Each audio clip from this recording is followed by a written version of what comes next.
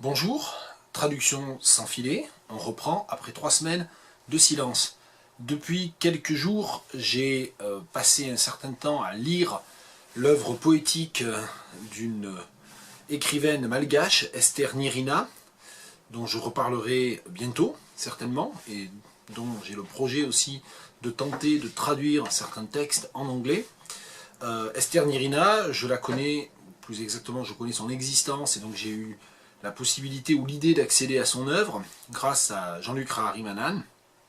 Et dans la mesure où on a beaucoup parlé de Madagascar et d'Antananarivo depuis quelques jours en raison du sommet de la francophonie, mais aussi, et c'est très important à souligner, du discours de François Hollande qui a reconnu officiellement ce week-end pour la première fois pour un dirigeant français qui a reconnu la responsabilité de la France dans les massacres de 1947, qui sont un épisode assez méconnu souvent ou assez ignoré, voire même carrément sous-estimé, passé sous silence ou passé dans les marges de l'histoire des décolonisations.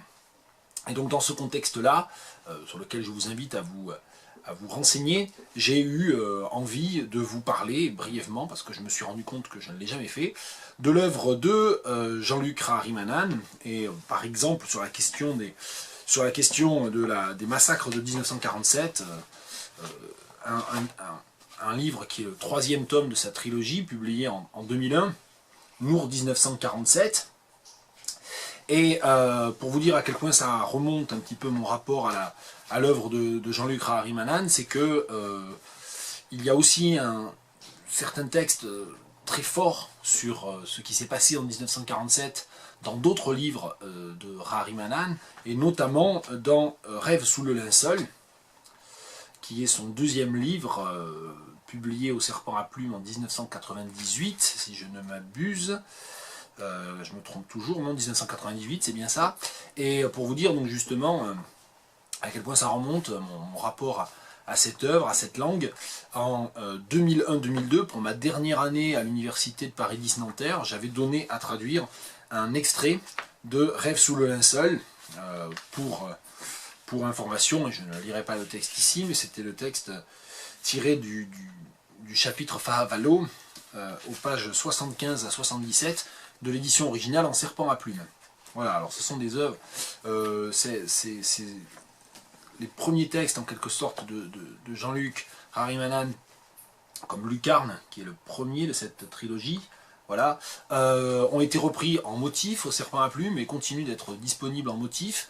Alors j'ai cru comprendre que certains étaient sur le point, certains de ces ouvrages repris en motif étaient sur le point d'être épuisés, donc je pense que je conseille à tout le monde pour les vacances de Noël de faire amplement provision de ces textes de Jean-Luc Raharimanan, et notamment ceux qui sont en poche, pas seulement, mais notamment ceux qui sont en poche, afin aussi de faire comprendre à l'éditeur qu'une réimpression serait souhaitable, parce qu'on n'est pas loin de la rupture de stock. Alors, l'œuvre de Jean-Luc Raharimanan est une œuvre extrêmement riche, très très belle, alors que la pluridisciplinarité ou la multigénéricité sont souvent des sortes de slogans un peu vides d'application chez un certain nombre d'éditeurs ou pour un certain nombre d'écrivains. Vraiment, quand on lit Raharimanan, on lit à la fois de la fiction, du théâtre, de la mise en voix, de la musique et de la poésie, bien sûr. Ça n'est pas du tout un artifice, c'est-à-dire qu'en fait les textes qui sont a priori ou dont on sait qu'ils ont été écrits pour la scène se lisent en fait et peuvent tout à fait se lire comme des poèmes. Les romans sont écrits dans une prose qui est une prose poétique, mais qui est aussi une prose dramatique, qui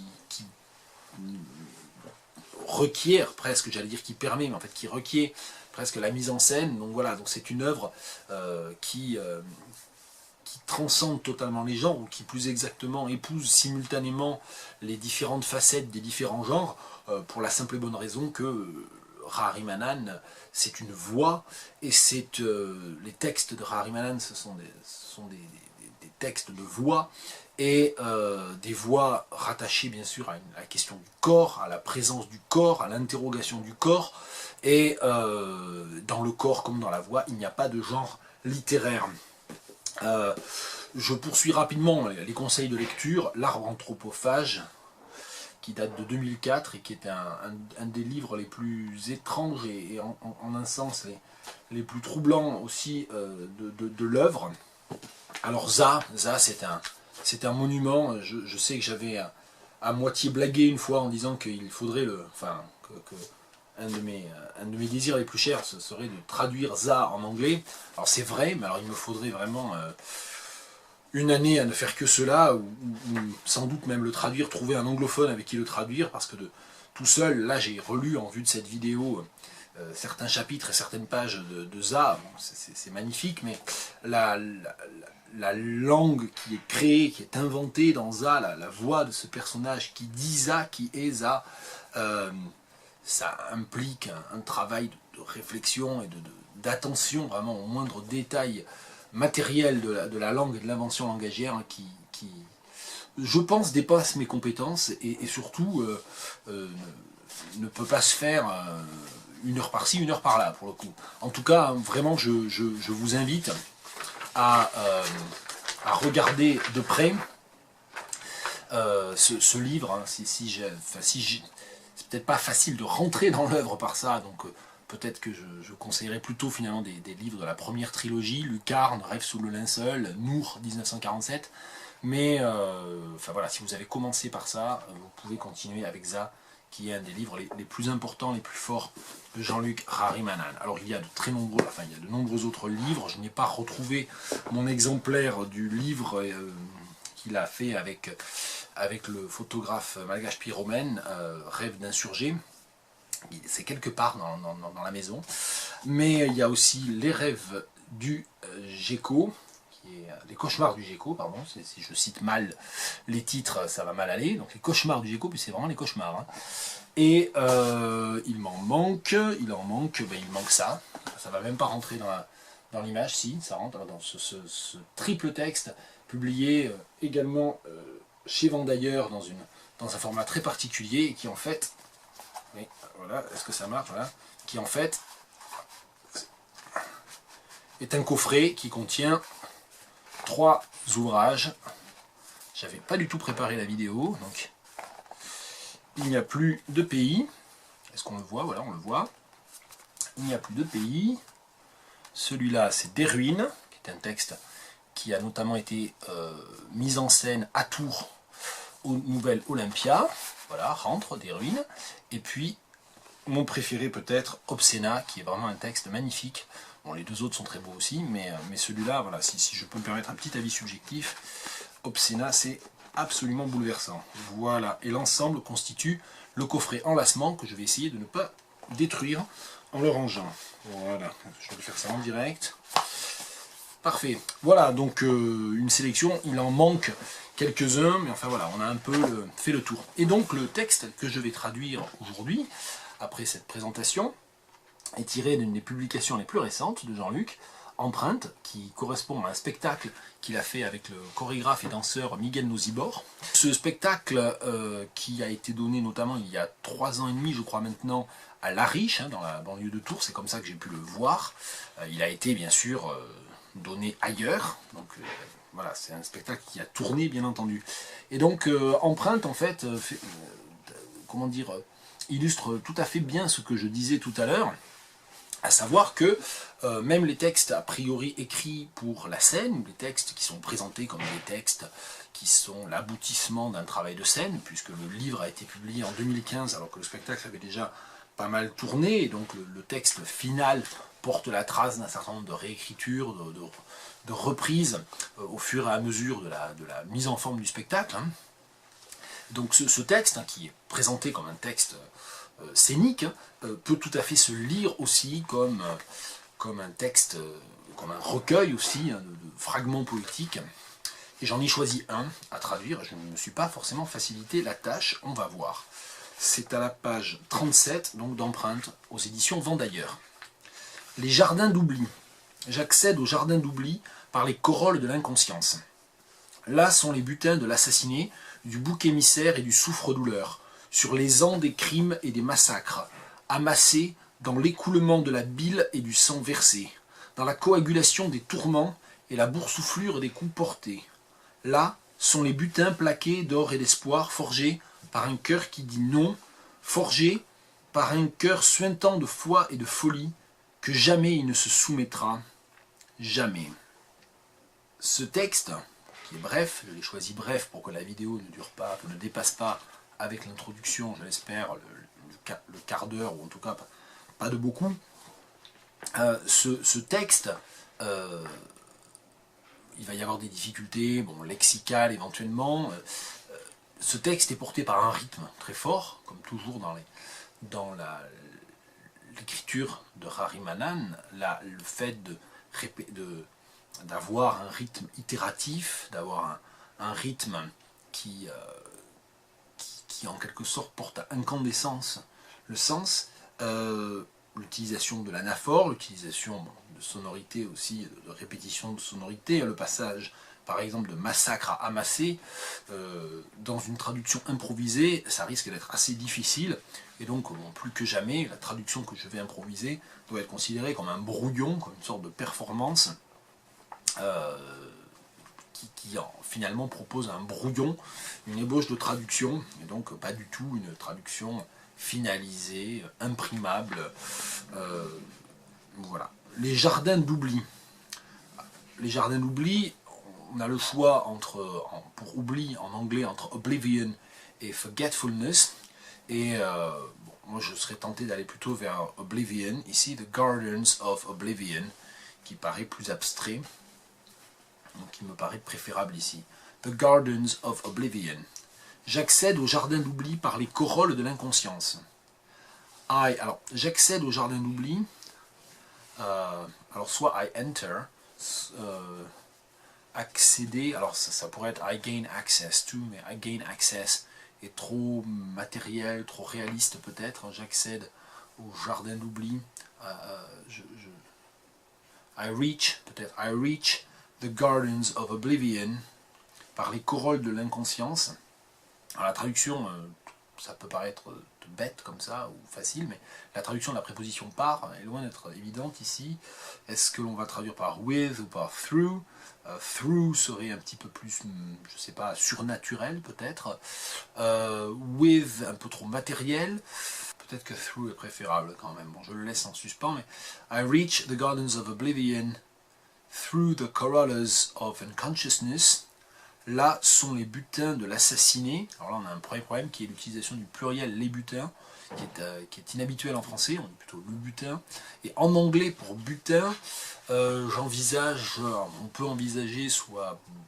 Alors il y a bounty, the bounty c'est plus l'idée de la manne, hein, de quelque chose qui est un peu providentiel, donc je ne suis pas sûr que ça soit pertinent. Au pluriel on a le mot spoils, mais qui implique aussi les dépouilles, donc il y a un peu l'idée militaire. Bon, qui n'est pas impossible ici, les butins de l'assassiné, the spoils of, oui, c'est possible, the spoils, mais qui présente l'inconvénient d'être trop normal, finalement. Parce que les butins, moi j'entends vraiment ce pluriel comme une violence faite à la langue aussi, alors que the spoils est tout à fait courant. On pourrait penser, alors il y a le verbe loot, qui existe aussi sous forme substantive, the loots, alors c'est the loots of...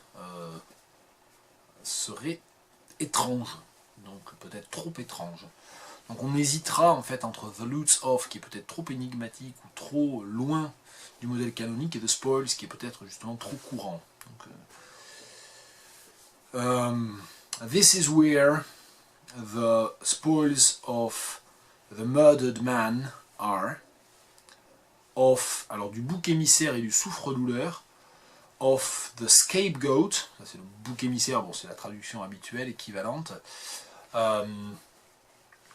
et du souffre-douleur. En souffre-douleur on dit souvent punchbag en anglais, mais c'est vrai que en anglais ou en américain d'ailleurs je pense aussi, mais alors punchbag est peut-être un peu trop familier, un peu trop dérisoire ici par rapport à souffre-douleur. Peut-être plutôt quelque chose... avec victim, victimized, peut-être, ça serait peut-être plus fort que... Parce que punchbag, c'est un côté un peu scolaire, un peu, oui, le cours de récréation, et ce n'est pas forcément le bon registre ici. Of the scapegoat and of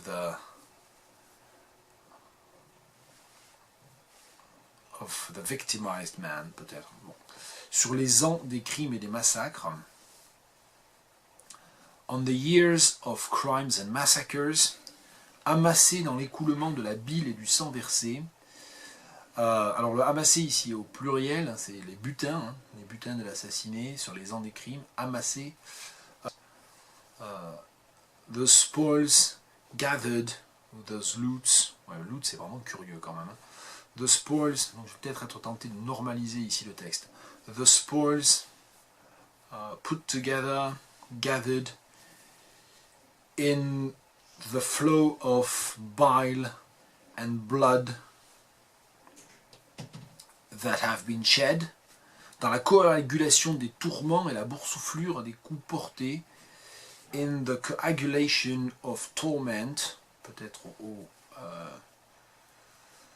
au singulier, et la boursouflure des coups portés, and the swelling of blows that have been given.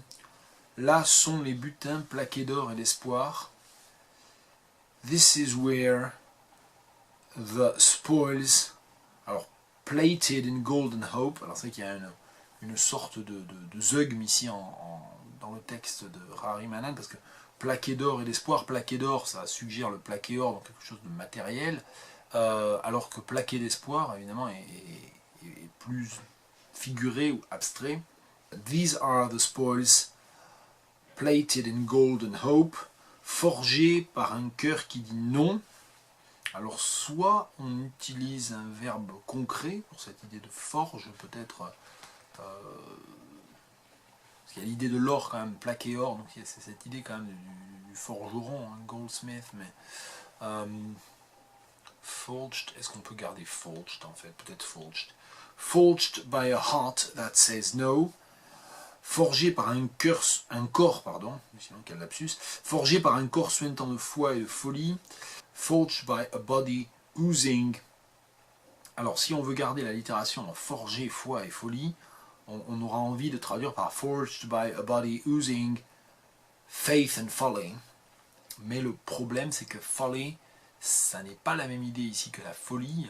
La folie ici c'est plutôt madness, lunacy éventuellement, mais c'est quelque chose de très fort, alors que folly c'est le côté déraisonnable, l'idée de faire des choses déraisonnables. A body oozing faith and madness, que jamais il ne se soumettra, jamais, et donc là le que, la complétive, le complément d'objet, donc un cœur qui dit non, a heart that says no, forged by a body oozing faith and madness, a heart saying that it will never submit, that it will never give up, that it will never surrender, surrender sera mieux en fait, that it will never surrender, never ever. Voilà un petit peu pour une proposition de traduction. Et comme par miracle, car tout est surnaturel, sans que j'ai eu besoin de me lever ou quoi que ce soit, le fameux album Portrait d'insurgé dont je parlais tout à l'heure est apparu miraculeusement, apporté par une main divine sur mon bureau. Et donc voilà, Portrait d'insurgé dont je parlais tout à l'heure, Madagascar 1947. Et donc ce livre qui est magnifique, que je vous conseille là aussi, avec des photos extraordinairement belles de Pierre Romaine, et des textes tout aussi beaux de Jean-Luc Raharimanan, portent bien sûr sur des portraits d'insurgés de 1947, de cet épisode historique dont François Hollande vient enfin de reconnaître que la France y a joué une part tragique et une vraie responsabilité dans des massacres coloniaux. Donc voilà, c'était aussi un des points de départ, le choix de parler aujourd'hui de Raharimanan. Donc j'espère, voilà, encore une autre idée juste avant Noël, c'est une bonne idée de cadeau pour Noël. Voilà, c'est une œuvre forte. Et donc, en attendant la prochaine vidéo.